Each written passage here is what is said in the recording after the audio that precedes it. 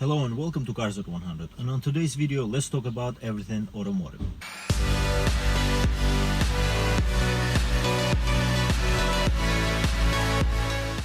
So on today's Act of Performance video I wanted to talk about BMW M5. Benchmark of a business class sedan has been released in its performance model. This is a well-known BMW performance car. The reason why BMW doesn't have a supercar, in my opinion, is because of M5. It doesn't want to take away the spotlight from the M5 as being a flagship of a high performance car in a BMW lineup. Let's start from the specs first, and then I'll share my opinion about what this car is all about in terms of the competition in the world. This car is 717 horsepower. Knowing BMW and knowing how heavy this car is, which is 2,500 kilograms, this car probably is, in terms of power, close to 800, if not more. If it was my guess, it would probably be 850 horsepower. If you dyno this car and then you count it in terms of the calculations, it would be 850 horsepower. Engine type, it's hybrid drivetrain, which means that it's half electric and half gas powered. In terms of the dynamics, I think it's gonna be very fast 0 to 60. BMW quotes 3.4 seconds. I would say it's gonna be less than 3 seconds. It's probably gonna be 2.5.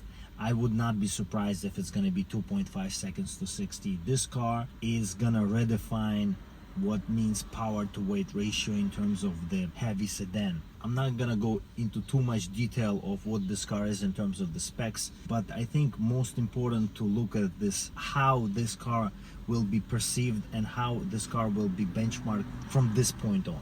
I would say a lot of cars are gonna be heavy because if BMW did it, and a lot of other manufacturers would probably, almost all of them, falling into the heavy car category, like we saw first time with Mercedes-Benz C63 having a hybrid drivetrain as well that has close to 700 horsepower with a lot of weight as well. So we're gonna see a lot of hybrid cars being very powerful and also having the full electric mode, which are basically plug-in hybrid cars. That's a good thing in my opinion, and I think world is changing, and I think these big companies adjusting, and that's a normal thing. Other cars in the lineup probably will exist to have the small weight and have the smaller engine, kind of leveling it in terms of the performance. But I think a high performance sedan, forgiven to have a big weight. We keep forgetting that these cars are not just performance cars. These cars are also everyday cars, business class cars. That's why they are in a class of their own in terms of the four-door sedans, large four-door sedans. And even C63 has become a larger car now.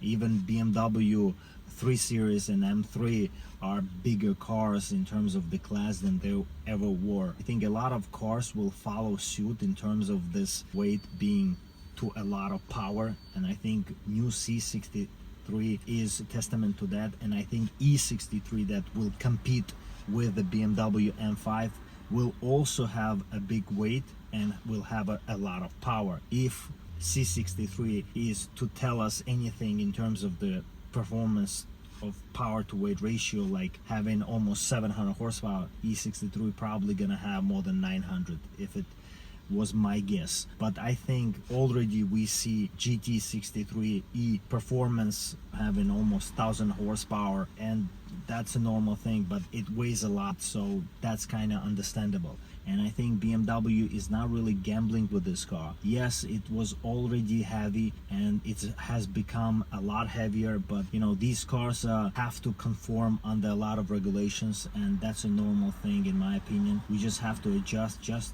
like we did before. M5 has a very interesting look to it. Finally, they made a bigger arches, wider arches in the back, and that's a big deal because before the car just looked like any other 5 Series, and now it has a difference to it. So that's important as well. Also, in terms of the lineup of BMW M5, I think we're gonna have an M5 competition, and that M5 competition is gonna be just like XM label that has almost 800 horsepower, and I think BMW M5 competition or some other name. Maybe it won't be a competition, maybe it will be some other name, let's see. But I have a feeling it might be some other name. If there will be other model in terms of the M5, of course it's going to be more powerful, and I think it's going to implement close to 800 horsepower advertised and probably 900 plus horsepower from the actual powertrain after the car is driven. Why they are holding back is because they are waiting probably for E63 show its horsepower and performance, and I think BMW is holding a card up its sleeve, because BMW has always been doing this, and I think it's a good strategy because BMW is still on top as a top dog in terms of the business class high performance. In my opinion, that's how it should be. So let me know what you think about 2025 BMW M5. Leave a comment and don't forget to like and subscribe to my channel if you enjoyed this content, of course, and I'll see you next time. Stay loving cars.